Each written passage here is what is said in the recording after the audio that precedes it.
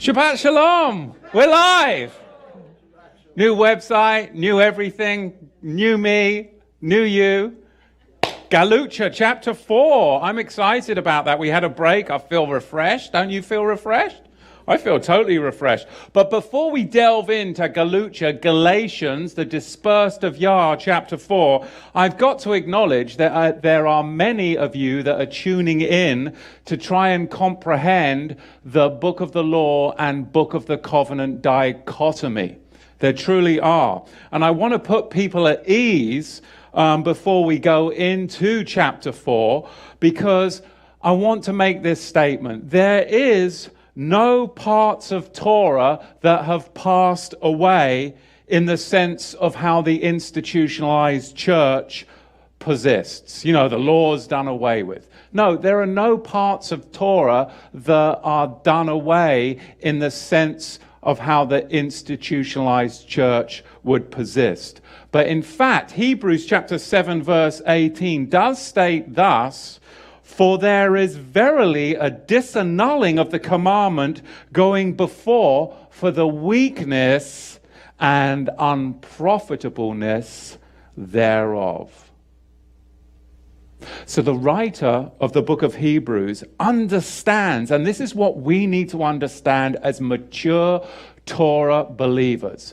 He understands that it's permissible, listen, that it's permissible to disannul the former book of the law commandments without abrogating Torah. He understands that. It's permissible to disannul the former book of the law commandments without abrogating Torah as a whole, because both the book of the law and the book of the covenant are both Torah legal entities. And this is what we have to grasp. They are both Torah legal entities that are transferable within the legal scope of the law.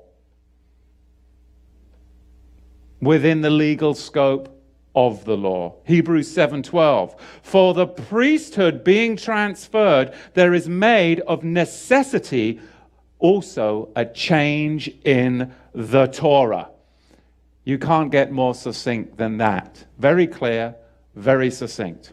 One of the most critical aspects of following the Torah that is oft overlooked by most, not only is it that we should know the commandments of Yahusha, but we should also heed the Melchizedek lessons and covenants from the lives of the patriarchs.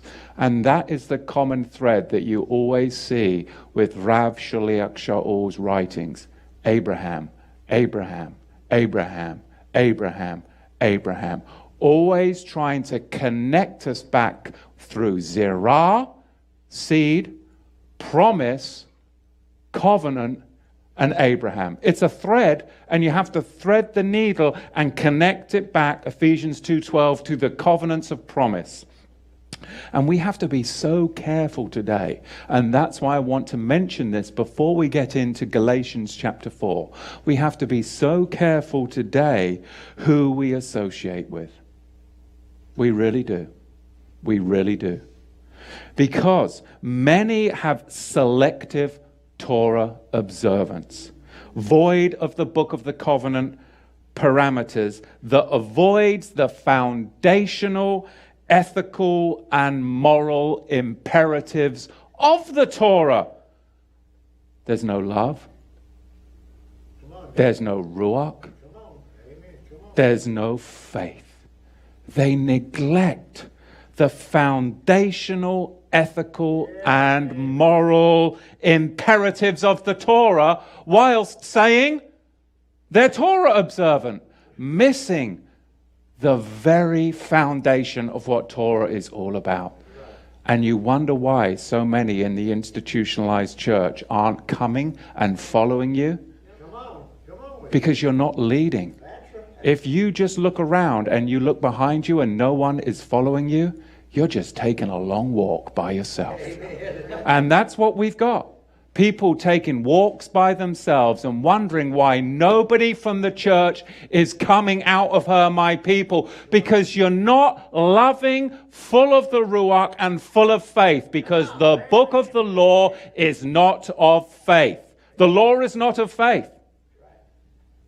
And that's what Rav Shaliach said. Galatians chapter 4 and verse 1, it says thus, now I say that the heir, as long as he is a child, differs nothing from an eved, a slave, even though he is a master over them all, but is under guardians, tutors, and stewards of the house until the time has been that is set aside by his abba. So Shaul uses here very clearly the word for emancipation. In the Greek, emancipatio. And he uses another word for adoption, the Greek word adoptio. He uses this kind of language because he's trying to portray what? The legal status in relation to the law than that of a slave. And we have to grasp this. You see, natural Israel, like the natural son before emancipation, could own nothing. Could own nothing. And the Romans were very familiar with this kind of legal speak. Because in Rome, it was the same thing. They could own nothing before. The son could own nothing before he was emancipated. He had no greater legal status in relation to the law than that of a slave, even though he was a son. If he's not emancipated, he has no greater relation to the law than that of a slave. Just the same thing. It's only once the time set forth by the Father that the Son, just like Israel, finds itself declared emancipated. I have been found declared emancipated by my faith in Yahusha. My relationship to Torah has to be distinctly different than an unregenerate Ashkenazi. It has to be. And if it's not, if I'm doing the Torah the same as an unregenerate Ashkenazi, we've got a problem. I'm a slave. I'm a slave. But I am not, because my relationship to Torah has a legal status change by the blood of Yahusha. And that's power. That's faith. And that is what leads people and draws people. Because it's real. It's alive. I'm not taking a walk. I'm leading, and you're leading by faith, by ruach, by power that transcends this world. And that's the Jerusalem above. This is powerful stuff. And people see it, and they smell it, and they taste it, and then they make the change within their life. That is the amazing thing, the revelation of the Melchizedek. Because it's only once we understand that emancipation and that we are now adopted and we are genuine heirs in relation to the Torah, the heir now can take hold of all of his father's possessions because he now has a different legal status in regard to Torah. That's the book of the covenant. That's the power of the Melchizedek book of the covenant. We are heirs to the covenants of promise, Ephesians chapter 2, just like Abraham. And that's what this is all about. You have to ask yourself the question, do you want to live like children? Nepios in the Greek. Do you want to live like children in your relationship to Torah, just like the Ashkenazi unregenerate Jews? Or do you want to live like emancipated heirs? Because that's the book of the covenant. It's how you relate to Torah. You're not doing away with Torah, but how you relate to it is legally different because you have a different status. It's all Torah. It's all Torah. But Yahusha changes my legal status. And I know that because I'm a living testimony of that. You can't tell me that Yahusha has not changed my legal status, because I have 25 years of history that I know. You can't steal that from me, because he lives inside of me, and I know that my legal status changed the moment when I was 24 and I transferred over by faith. I had a legal change of status. Did I understand what my emancipation led me into, Torah? No, because I had all this chatter telling me it was done away with, done away with, done away with. But now that I'm full of faith and maturity, I'm certainly not going to live as a child and follow an Ashkenazi interpretation of Torah, because you're still a slave. That's what Paul in his maturity is communicating to those that dispersed of Yah, the Galucha, the Galatians. I have a legal change of status in my relationship to Torah, and I am not going to remain blind to that change of status. There's just no way. The problem is people remain blind, and they're going to relate to Torah in one of two ways. Those that remain blind. A, they're going to say, well, the Torah's done away with, right? And B, just the same as unregenerate Judaism, both have to understand they have got no better legal status than that of a household slave in relation to their legal status of Torah, because they have no faith. No faith. Look at verse 3. Even so, when we were children, we were in slavery under the elements of the olam hazeh, under the elements of this world. Now, we all are familiar with this. To the institutionalized church, statements like verse 3, that they're just so definitive, they're so clear, aren't there? There's no further investigation needed, is there? Very definitive. Let's do away with the law. No. But that's what you end up with. No further investigation needed in verse 3. But we must pause. We have to pause. Surely we must pause. Because the slavery under the elements of the world isn't speaking about keeping Torah, but it's speaking to the fact that Torah was always there to point to Yahusha. That's what Torah was for. It was always there to point to Yahusha. So both the Jews and those in the nations are all viewed equally as minors without proper legal status until they accept Messiah Yahusha, and then they attain covenant status. Because if they don't, they're all still under the elements of the world, aren't they? Whether they're Roman or whether they're Jewish, they're still all under the elements of the world.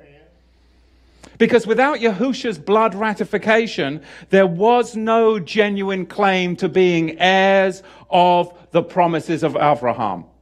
Because apart from faith, even the physical descendants of Abraham were still minors. They were still children. They were still infants in the household of Yahweh. Were they not?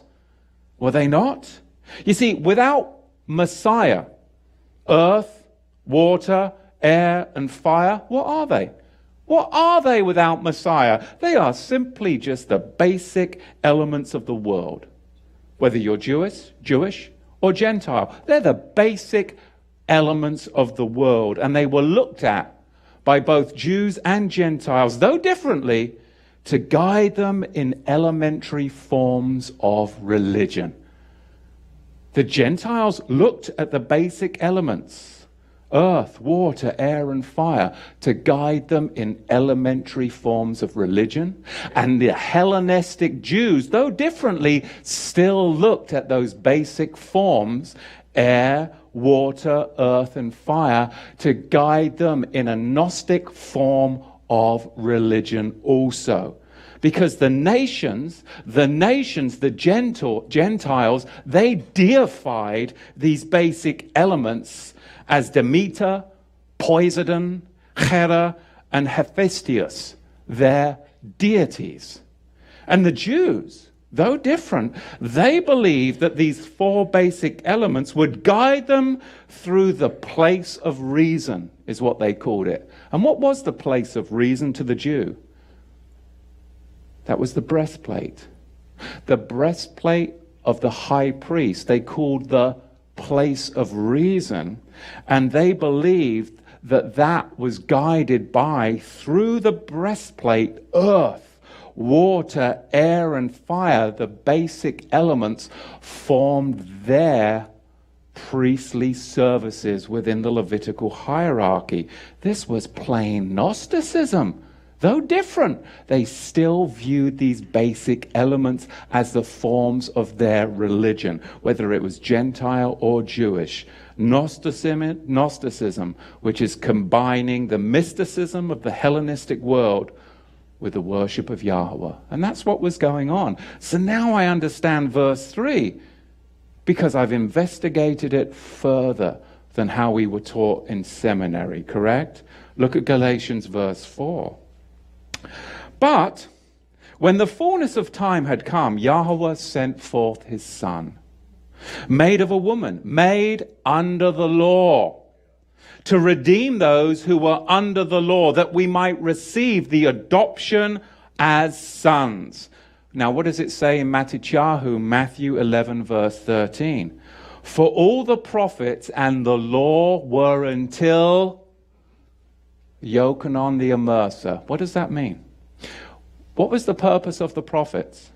The purpose of the prophets was to come and admonish Israel as they had apostatized to return, make teshuvah, and repent and come under the tutorage of the book of the law which they had strayed from. That was the purpose of the prophets, always to turn Israel back to the tutorage of the book of the law until the time of Reformation, when Messiah would come. When Messiah came, he was born as one under the law. He kept the book of the law perfectly. And the law was from when? What does it say?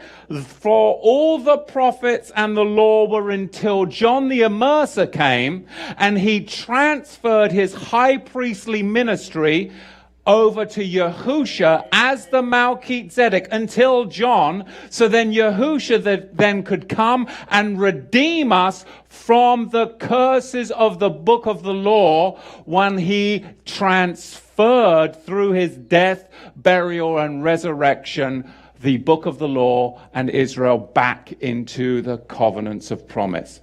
But did Yahusha keep the book of the law perfectly? Yes, he did.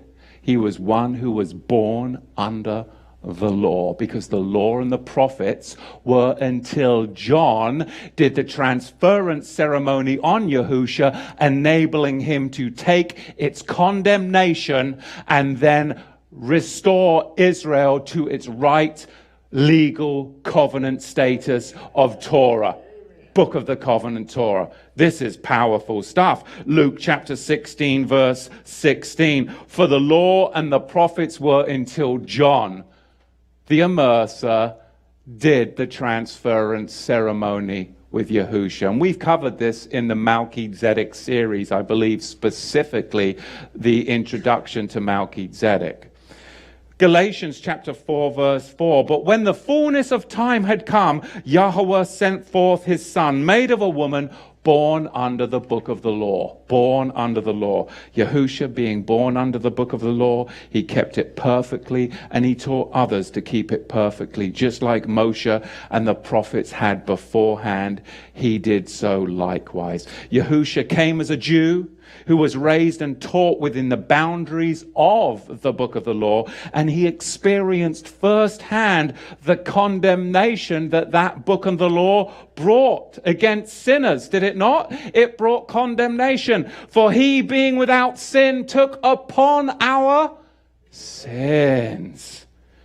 He had to have a proposal acceptance, blood ratification, and covenant confirming meal before there could be any transferring from the book of the law to the book of the covenant and a transferring of the priesthoods. And then when? then he could bring in a much more glorious covenant and the disannulling of the former book of the law. Hebrews 7:18. For there is verily, I like that, a disannulling of the commandment going before for the weakness, unprofitableness thereof. It's great language. 2 Corinthians 3:11. If that which is done away was glorious, why was the book of the law that was done away with glorious? Because without it, you're dead. I think that's pretty glorious that Yahweh accepted Moshe's mediation and he didn't commit genocide on Israel. That's pretty glorious. But could it give you life? Did it ever give you life, or did it just sustain the measly, weak life that you had, you fornicating idolaters? Right? See? Yes, confess up, you little wench. Crying out loud. I mean, this time of year just gets me all irritated. How many questions did we have on the way to congregation today? Papa, why are there trees on top of people's cars? Because they're foolish. Well, what are they doing? And Papa, what are the bulls? Well, you know, Moshe, we talk about seed sacks. Let me tell you about those bulls that they hang on the trees and what they really are about. And my kids are like,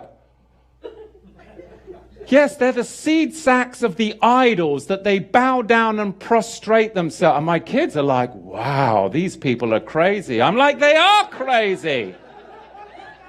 This is the conversation. So yes, I get a little irritated.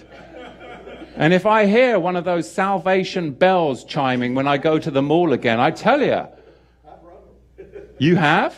Catfish, you're not supposed to confess that type of thing. This is a holy kadosh assembly.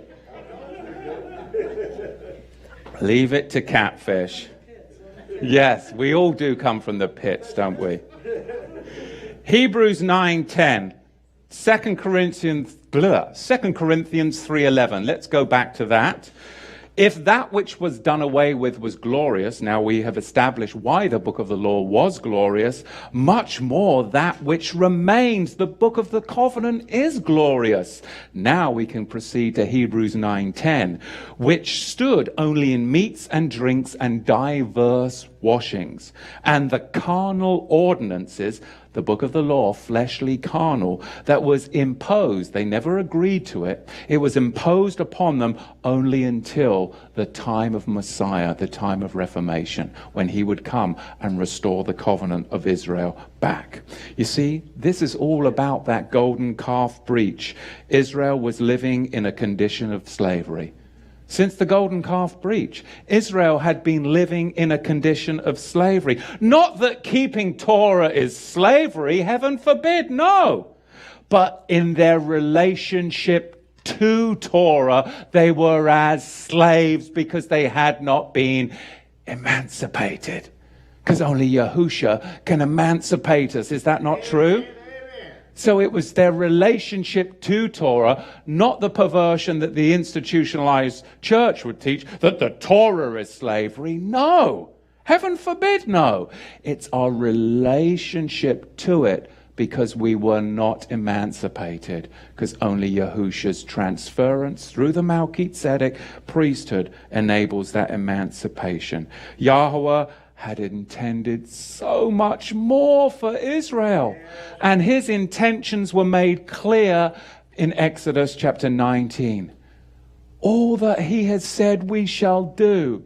He had so much more that he intended for Israel, to make them a whole nation of priests, a kadosh nation under the Melchizedek priesthood. But what happened? That golden calf breach. But when Yahusha arrived, he brought forth the emancipation which restored Israel's relationship to Torah. That's what it did. Because now you and I are all covenant heirs.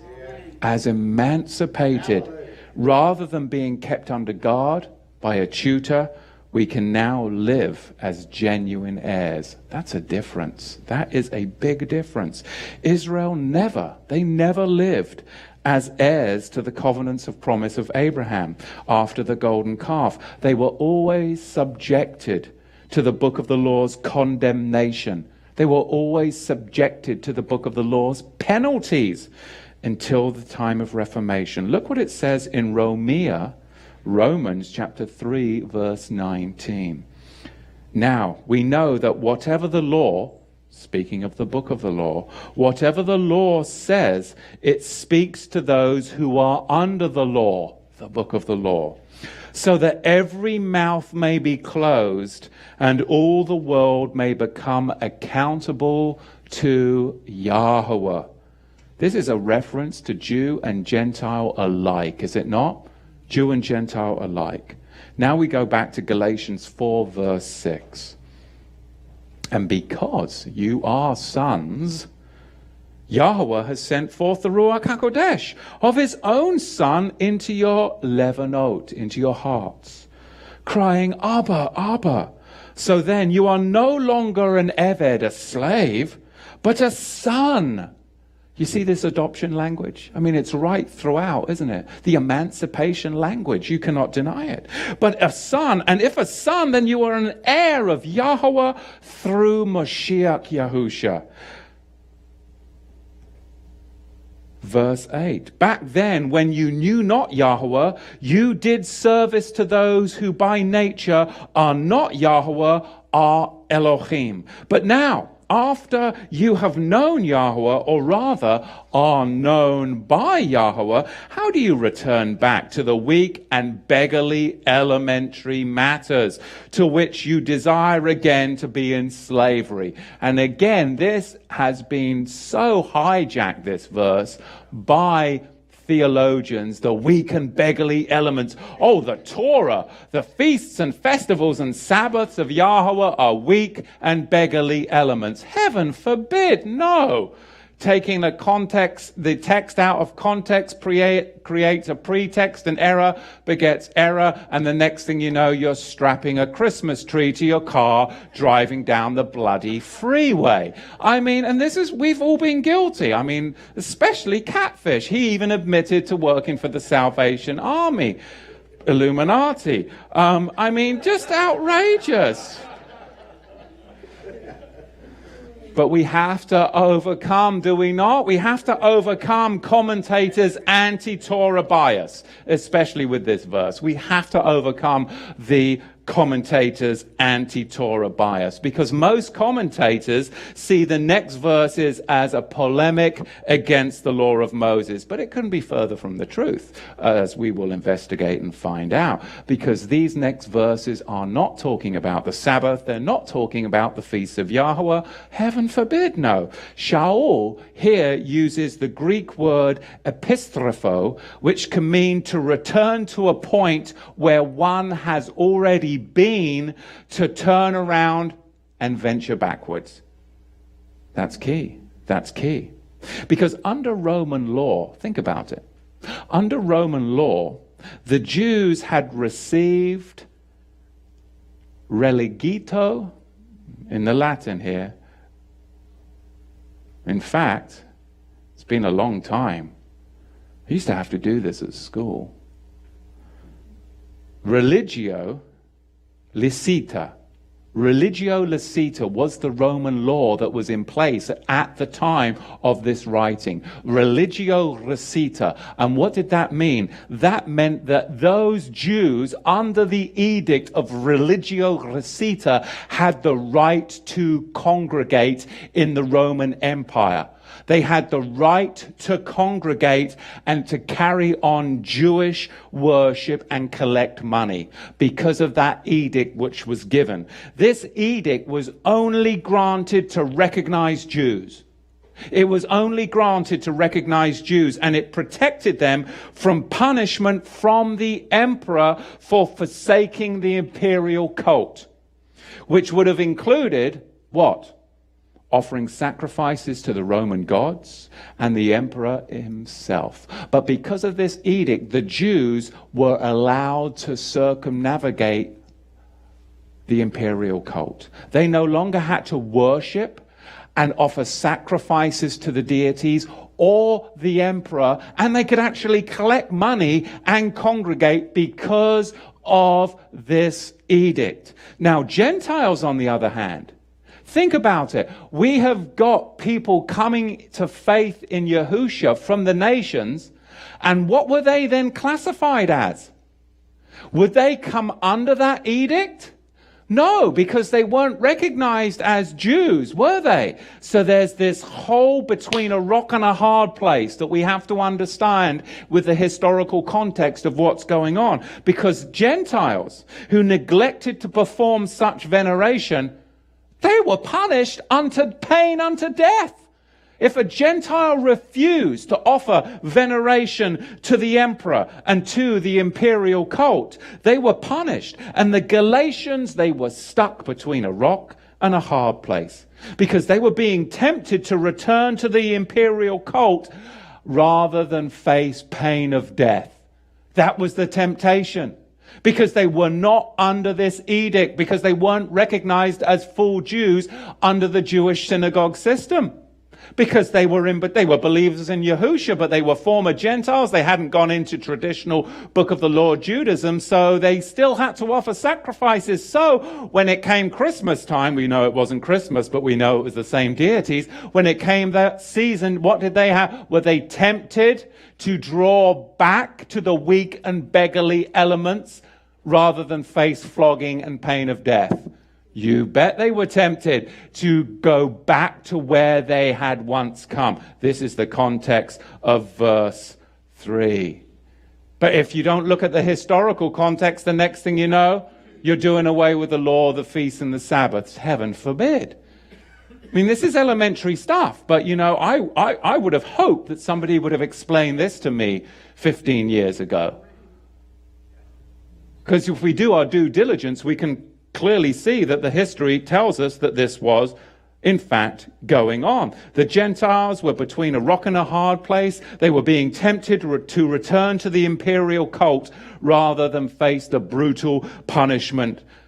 Or the other temptation was that they were to go to the safe harbor of the synagogues by submitting to proselyte conversion. Well, which is it going to be? Are you going to become a proselyte, convert, and go into the safe harbor of the synagogues that are under the edict? Or are you going to go back into the weak and beggarly elements of the pagan festivals? Because if you stay in this middle ground, you are going to be persecuted for his name's sake. And isn't that our life? Isn't that the choices that we have today? There's nothing new under the sun. If you follow Yahusha, you will be persecuted for his name's sake. Because how many in our midst have gone into the traditional Jewish synagogues, gone under proselyte conversion and denied Messiah? How many of our midst have bowed to the peer pressure of their families and gone back into the church system with the paganism and all the love trappings? Or do you stay out here and get persecuted? Yes, you do. You stand for the faith that was once delivered for the saints, no matter how hard it is. And guess what? December time in the Roman calendaral system, you're going to get a lot of pressure from everyone. Everywhere. Everywhere. You go grocery shopping and you're like, oh my goodness, really? I just want to stay home. I do not want to go out in the month of December. It's everywhere. In my business, it's not there. And people, well, how come you're not playing Christmas music? We can't even have the radio on. Because it's my business. I do whatever I want. And if there's any decorating going on, it's going to be a massive 7-branch menorah. And that's it. And anything else is getting taken down and thrown in the trash, heads up. That's it. I have to say that every year. Because otherwise, what happens? People start sneaking in their trash, their pagan trappings trash. It's everywhere. And then my staff comes to me and says, well, I know that you don't celebrate Christmas, but are we going to have like are we going to have like a go out for a party or dinner? And I'm like, well, you just said, you know that I don't celebrate. No, no, we're not. You just said, you know that you don't Did you hear what you just said? It's amazing to me.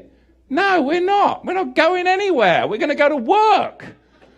Crying out loud. We're going to work on the 20th. No, I'm going skiing, because that is my annual get out of Dodge, you know, when every week I go up on the mountain and I look for Father Christmas, and I plan on taking him out on the slopes.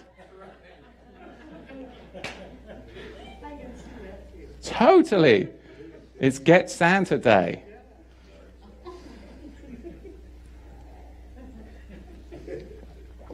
What were we talking about before I went off on a tangent? We were talking about the pressure that these poor Galatians were under between going back to the imperial cult, staying in the middle ground facing death and punishment, or compromising and going under proselyte conversion and finding safe harbor in the synagogues, all because of the edict religio licita, the right to congregate, to carry on Jewish worship and collect money. And they were not under that. They found themselves between a rock and a hard place. So they were getting, again, entangled up in the paganism from which they had, in fact, been delivered. That's what these verses are talking about. The imperial cult, with its own calendar packed with days, months, seasons, and years dedicated to the pantheon, that we are still finding that we are battling today, 2,000 years later. Battling it everywhere. I mean, you would not believe it. I mean, if the Galatians could see us 2,000 years later, man's gone to the moon. Right? Man apparently took some photographs on a soundstage in Hollywood with Stanley Kubrick. And anyway, and we're still struggling with all of this stuff of calendars and days and paganism. And we see it even today in the Messianic movement, the Hebrew roots movement. People waking up to the paganism and all of these non-biblical traditions of Christmas and Easter, and they become what? Virulently anti-Christian, anti-pagan, anti-syncretism. But then they start to return back to pagan elements like Purim and Hanukkah. It's like, you've just come out of Christmas and Easter. Why on earth then would you return back to pagan elements that have come out of Babylon? Are we going with the symbol of the faith, a 7-branch menorah? Or are we going to slide back into the weak and beggarly elements and now construct a Hanukkah? Is it the 7 feasts of Yahweh, or is it the 7 feasts of Yahweh plus the 2 Babylonian love festivals of Purim and Hanukkah? And now we've gone back, and you're being totally anti-Christian and hating on those doing Christmas, and you trip over your own hypocrisy and double standards. It's Yahweh, Yahweh, Yahweh, or it's paganism, paganism, paganism. Syncretism stinks. Whether it's Jewish syncretism, Hanukkah and Purim, or whether it's Romish syncretism, Christmas and Easter. It doesn't belong in our faith. We've got a 7-branch menorah. Let's stick to the faith that was once delivered to the saints. You see, it happens in the Messianic movement. It's outrageous to me. And then you start talking about the truth about Hanukkah and Purim, and people hate on you because you're like, now you're messing with their holidays again. Right? You go, well, you're missing my bloody holidays. Well, yes, we need to. We need to. The Galatians were returning to pagan astrological, that's a big word for me today, mythology. They were even getting caught back up into the practice of augury. Now, augury was, they'd look at those birds. Oh, my goodness. And then they'd see that was what they would do. They'd get caught up into the practice of augury, where they'd look at the flight patterns of birds, and then they could tell the future. Yeah. They do that back in England. Oh, there's a magpie. You know what? My auntie used to do that. There were magpies all around my mum's house. Do you remember that? Bloody magpies. Man, and I never was allowed an air rifle. I mean, there wouldn't have been any magpies if I had known about that stuff. But anyway, my auntie would come over for Christmas and, there's 2 magpies. Do you know what that means? And we'd be like, what does it mean? All of this mumbo jumbo, bloody, let's read your tea leaves nonsense. Yeah, seriously. Paganism. That's right. Everywhere. Everywhere. Verse 10. You Shomer, you guard your own days and moons and times and years. I am concerned about you, lest I have labored among you for nothing. It's an admonition. Now, I've got to get into the NIV here. Look at verse 11 on the NIV. This is the sloppiest translation that isn't even historically valid. Verse 11 NIV. Due to the return to Pharisaic legalism. Yeah. Due to the return to Pharisaic legalism. Where do you even get this from? It's not even historically valid. But you see how they've primed you to this anti-Torah basis.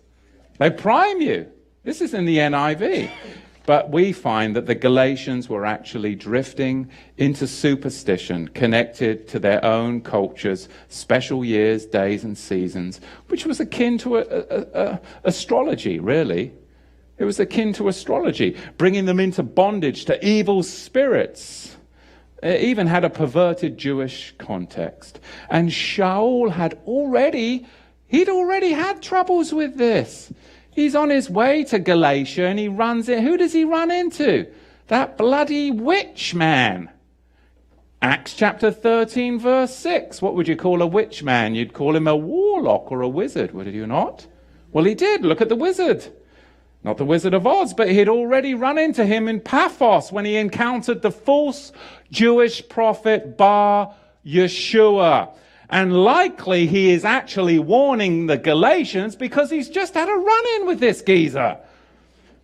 Acts 13:6. And when they had gone through the island of Paphos, they found a certain wizard, a false prophet, a Yahudi, whose name was Bar Yeshua, who was with the deputy of the country, Sergius Paulus, a wise man who called for Barnabas and Shaul and desired to hear the word of Elohim.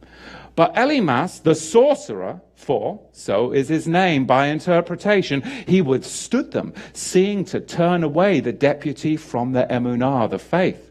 Then Shaul, who was also called Paul, that was his Roman name. It looked like he had all these different names, but it was his Roman name. Shaul, who was also called Paul, filled with the Ruach HaKodesh, set his eyes on him, and he said, "Oh, you, full of all deceit and all mischief, you child of the devil." Wouldn't you? I just want to say that to some state workers. Yeah. Don't you want to? I want to say that. Anyway, focus. You child of the devil, you enemy of all righteousness. Will you not cease to pervert the right halachot of the Master Yahweh? And now see, the hand of the Master Yahweh is upon you, and you shall be blind, not seeing the sun for a season. Not seeing the sun for a season. Why a season, you might wonder? Why a season? Because he was astral gazing. He was astral gazing, and that was connected to the astrological signs and seasons, because this bloke was a magos, a magi. He was an enchanter, a sorcerer, a magician connected to the ancient Babylon Jewish rites of the occult. Just like the Talmud and the Zohar and Hanukkah and Purim today. Just the same. It creeps into the Hebrew roots, and we have got to call it out and stop it. Get right, get righteous, or get the right hell out of here. Yeah. Really. To try and connect, though, verse 10 to the Sabbaths, the feasts, and the festivals of Yahweh, it does demonstrate nothing other than, to me, sloppy and disingenuous approach to the text. And The same with history. And it discredits both pastors and commentators to boot, because they're not doing their due diligence. Because you can dig into this stuff and you can see the whole context of this, of what was going on in Galatia. It's got nothing to do, the weak and beggarly elements have nothing to do with Yahweh's feasts, festivals, and Sabbaths. So we can now confidently move on and lovingly admonish people to what? Get right with Yahweh and get out of the paganism, whether it's Jewish paganism or Romish paganism. It's all abounds us. It's all around us. And it drives me nuts. It drives me nuts. It truly does. And I think you can see that frustration. Israelite brothers, put yourself in my place, just as once I put myself in your place. You have not offended me at all. You know how through weaknesses of the flesh, verse 13, I proclaim the Besorah, the gospel to you before. And now look at verse 14. And in my trial, that was in my flesh, you did not despise and you did not reject me. But you received me as a malach, a messenger of Yahweh, even as Mashiach Yahusha. Where then are the brachot and the rachamim you had towards me? For I bear you record that, if it had even been possible, you would have plucked out your own eyes had you given them to me. See, Rav Shaul right here, he tells us that he was stoned, just like the master Yahusha was stoned. But he survived to tell the tale. Look at Acts, Maaseh Shlachim, chapter 14, verse 19.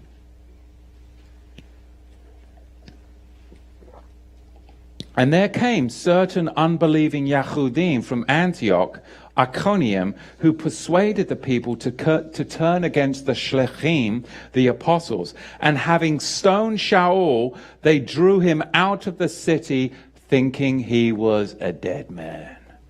Galatians 6:17. From now on, let no man trouble me, for I bear in my body the marks of the Master Yahusha. He wasn't crucified. So what are the marks of the Master Yahusha that he bears in his body? Well, if you go back to the Torah, what would have happened for somebody who was accused of blasphemy like the Master Yahusha? He would have been taken outside of the city and he would have been stoned. Then he was crucified, and that's why he died so quickly, because he was almost stoned to death and then nailed to the tree. The Master Yahusha received the marks in his body, and Rav Shaliach Shaul has the marks that the Master had on his body, not crucifixion, but stoning. 2 Corinthians 11, verse 24. For the unbelieving Yahudim, 5 times I received 39 stripes. Now, we were only getting 6 at boarding school. I mean, it was rough, though. There were 3 masters, and this is me now venting because of trauma, but there were 3 masters, and it depended on the master you would go to. One master had a 5-foot bamboo cane with a lead tip, and he was the cricket captain. He was the worst, because what he would do, you were only allowed to give him 6.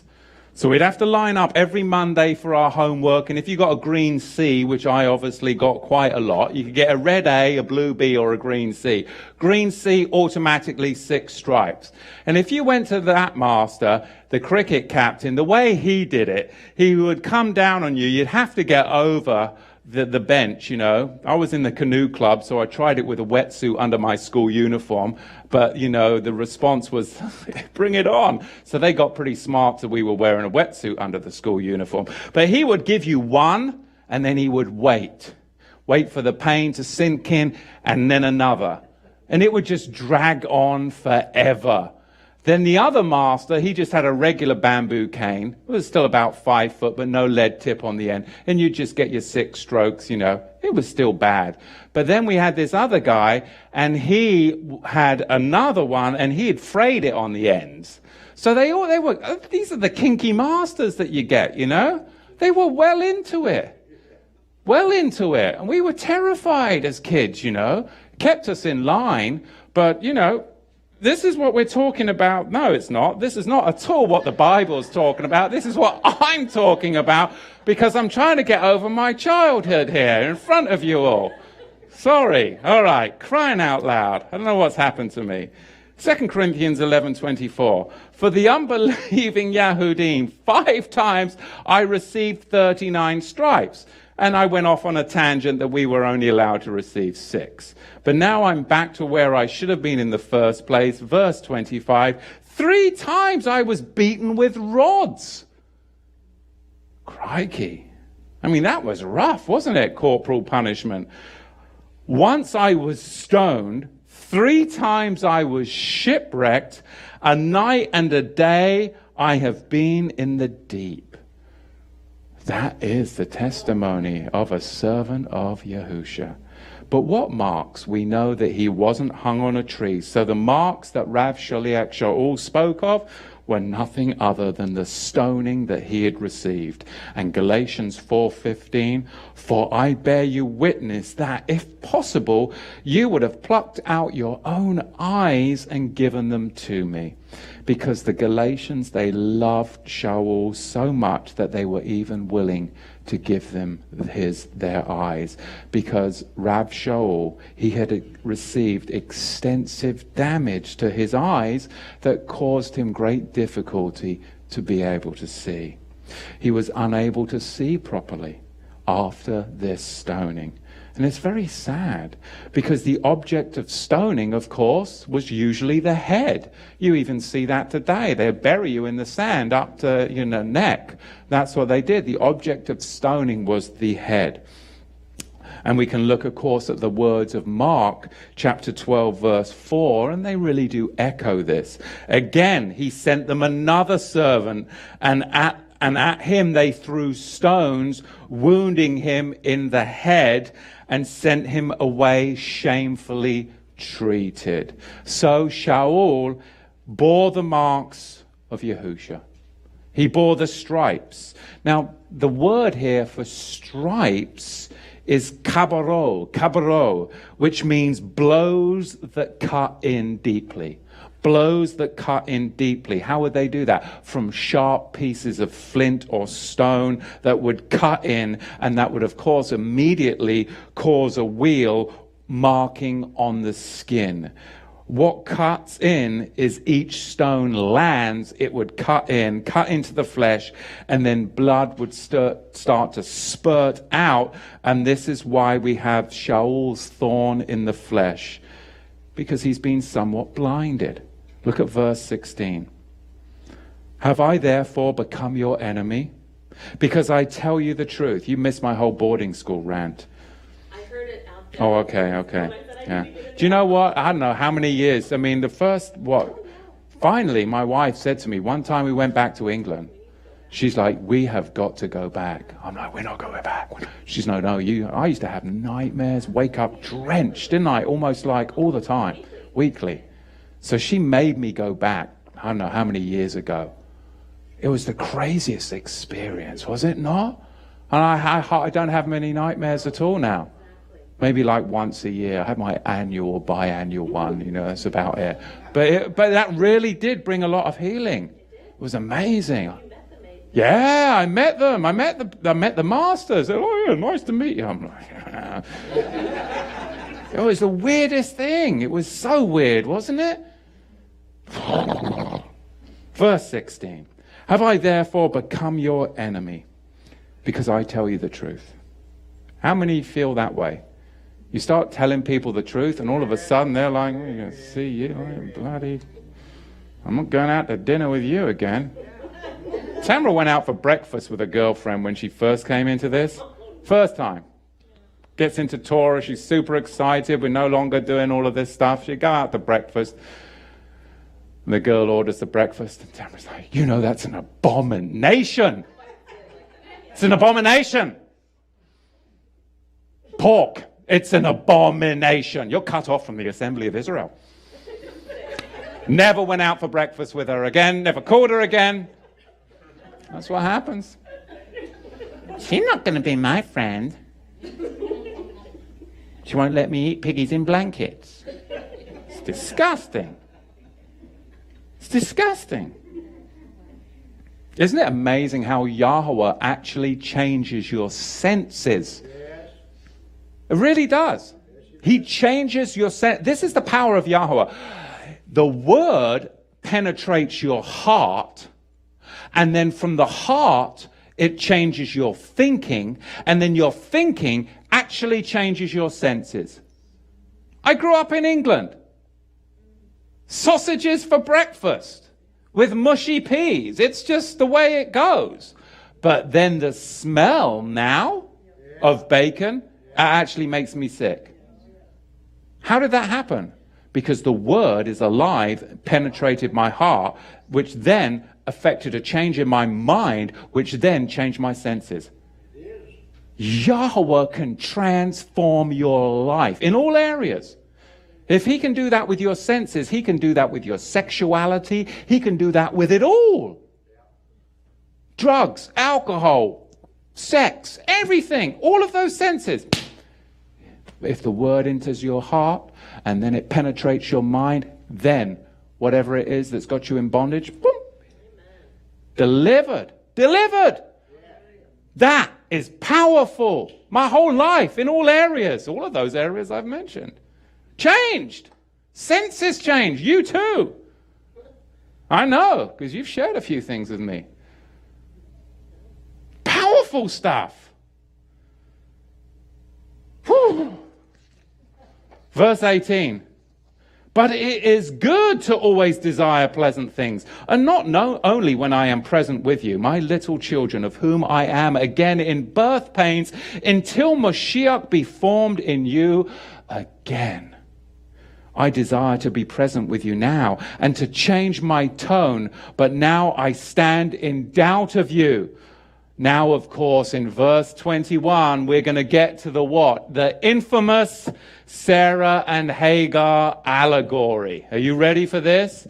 Oh, my goodness. Talk about troubles in times of history. Yes, this is an allegory. This is an allegory, but no, you cannot ignore the literary language which identifies the two covenants. You can't. Because the common Christian and even messianic interpretation of the allegory is faith precedes Torah. And that's represented by Isaac, the son of the free woman. Salvation precedes Torah observance. Yes, we know that. But that is not what this is about. That is such an elementary interpretation. And we all know you're not saved by doing Torah. It's okay. Don't worry. We know we're not saved by doing Torah. Let's not rip this allegory about two covenants out of context because you're all afraid that we're doing Torah to get saved. That's not what this is about. Yet the Jews of the day were trying to place the Torah before faith. That's the common interpretation, which of course is Ishmael, right? Torah before faith, the son of the slave woman Hagar. Torah primacy without faith. So this is really a dichotomy between Torah primacy without faith, or faith and then Torah, faith primacy. That's the dichotomy that's set up and established for us. But then the institutionalized church has to take it a step further by setting up a false construct of a New Testament versus an Old Testament, even though the text doesn't support such interpretations. Well, the two covenants is the New Testament and the Old Testament. Have you ever heard that? Well, that's a false construct. The text doesn't allow that at all. Now, whilst these are both common interpretations, they both are equally low-minded. And they leave the key literary language unaddressed. And that's what we need to address. We need to address the key literary language. Because what they've done, these interpretations, is they fob it off with a knee-jerk response of faith primacy, not works primacy. And they just fob it off. But we need to know what's going on here. And we know that faith precedes Torah observance, but that is not even remotely what this allegory is addressing. It's not. And though this is a common interpretation, commentators will blindly, and this encourages me, they will blindly use Exodus chapter 19 verse 5, the book of the covenant, to support their thesis without even seeing the book of the covenant in the text. But they go to Exodus 19:5 to support their thesis. But they don't even see book of the covenant and read it in the text. Then they'll even go on to Exodus chapter 24 verse 12, the law, to neatly tie up that verse, the one from Mount Sinai. But they never see the book of the covenant versus the added book of the law verses that they just blindly stumbled upon. Now this encourages me, because they are actually going to the right texts, but they're just blind to see book of the covenant right there within the text of Exodus 19:5, which is one of the covenants, which then would lead you to what the other covenant is, the law verse. So now with that said and done, let's look at the allegory, chapter 4, verse 21. Tell me, you that desire to be under the law. Well, this will be talking about the book of the law. Do you not listen to the Torah? Do you not listen to the whole of the Torah in context of what it's teaching you? For it is written that Abraham had two sons, the one by the female Eved slave and the other by the free woman. But he who was from the female Eved slave was born after the flesh, carnal. But he from the free woman was of promise, faith. So now we've got a division. And this is the book of the law, carnal, not of faith. Book of the covenant, faith, two covenants. Which things are allegories, for these are the two covenants. The one from Har Sinai, Mount Sinai, that brings forth slavery, which is Hagar. Exodus 24 verse 12, come up here and receive the law. After the blood ratification of Exodus 24 verse 8, you cannot add to an already blood ratified covenant. That is the law that was the book of the law that was imposed and brings forth slavery. Does that make sense? Brings forth slavery. For this Hagar is Mount Sinai in Arabia and corresponds to the Jerusalem that now exists and is in slavery with her children. Now, Paul right here, he states that this allegory is about two covenants. One is from Mount Sinai, the added book of the law, Exodus 24:12. And it is fleshly, and it brings you into bondage, which was the present state of Jerusalem of his time. That's what they were all into, the bondage of the book of the law, because they hadn't received the reformation that had come by Yahusha. Now we look at verse 26. But the Yerushalayim, the Jerusalem that is above, is free, which is the Ema, the mother of us all. The book of the covenant is free because it's heavenly Melchizedek. Now you cross-reference this with Hebrews chapter 12 verse 22. Hebrews, which is all about speaking about the fruition of the Melchizedek covenants of promise. Hebrews 12 verse 22. But you have come to Mount Zion, the city of the living Elohim, the heavenly Jerusalem. There it is right there.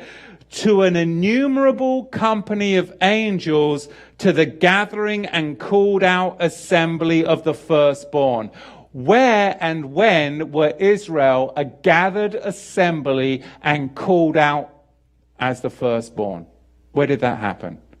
Only place that happened was Exodus 19:5 through 24:8.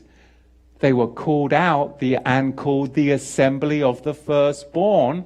They were a chosen nation of royal priesthood. This is the book of the covenant text. This supports that interpretation right there. And if you need more, you can go to Ephesians chapter 2, verse 12, and read that through verse 22. And it reaffirms these are the covenants of promise which the Messiah has established through his death, burial, and resurrection. We've got a book of the law, book of the covenant dichotomy, and this is what the allegory is between these two covenants. The book of the law is the Hagar. It corresponds to the Jerusalem of Paul's day because they were still on the cusp of the law.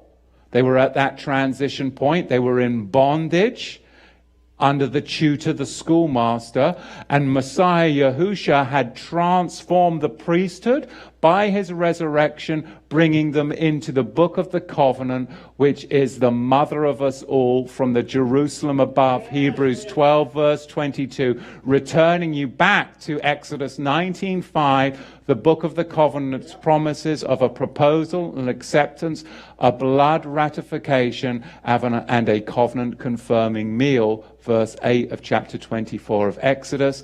This, of course, is the free woman. Two covenants. What an allegory that we have.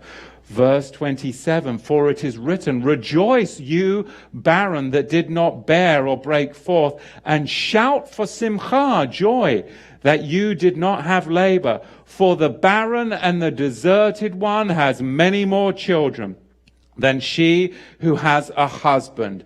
Now we, Israelite brothers, are like Yitzhak, Isaac was. We are the children of promise, because we are now attached, Ephesians 2:12, to the covenants of promise, from which we were strangers, but we've now been brought back in through the blood of Messiah.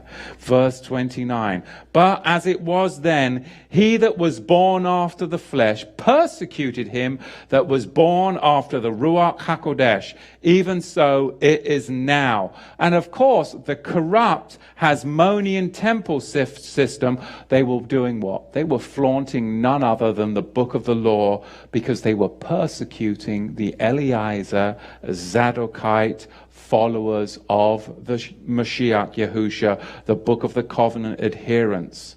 And this is what we see today in the Messianic movement. People are persecuted because you start following the Melchizedek and the book of the covenant, and you start to question and go, hang on a minute, Ephesians 2:12, this is relevant. This is relevant for our faith today in how we attest and affirm Torah. So now look at the instruction of verse 30. Nevertheless, what does the Katuv, the scriptures, tell us to do? Cast out the female Eved and her son. Cast her out. For the son of the female slave shall not be heir with the son of the free woman. You have to make a choice. You have to make a choice in the dichotomy. For those following the book of the law, they will never be heirs with Yeshua, the Son of Heaven. Never. Never will be heirs. So then, Israelite brothers, we are not children of the female slave, book of the law, but we are of the free woman, the book of the covenant. This is how we relate to Torah. His Sabbaths, his feasts, his festivals, and his dietary requirements. We do the Torah, but we relate to it as an emancipated, free son. We are not slaves under the tutor, the schoolmaster. We have been redeemed from the curse of the book of the law. Galatians is powerful. And this summation of chapter 4, to me, just brings it all home. Questions, comments, anybody at all? In the back there. What a blessing. So good to get back into the Word. Sorry, I did take a couple of little rabbi trails there, revisiting my childhood. Crying out loud, that's a scary place to go, let me tell you. Nothing. I believe we have an oneg. We have some noshing and some schmoozing that's going to be going on. So fabulous. We do have big changes on the website. So please visit us at torah2thetribes.com and look and investigate the new teachings, the new construction there. And we'll look forward to getting into the word next week. And now we'll look forward to getting into a bit of noshing and schmoozing. Baruch Hashem Yahweh. Amen. I think maybe we'll set up some tables, or they may have done it outside. All right? Good stuff.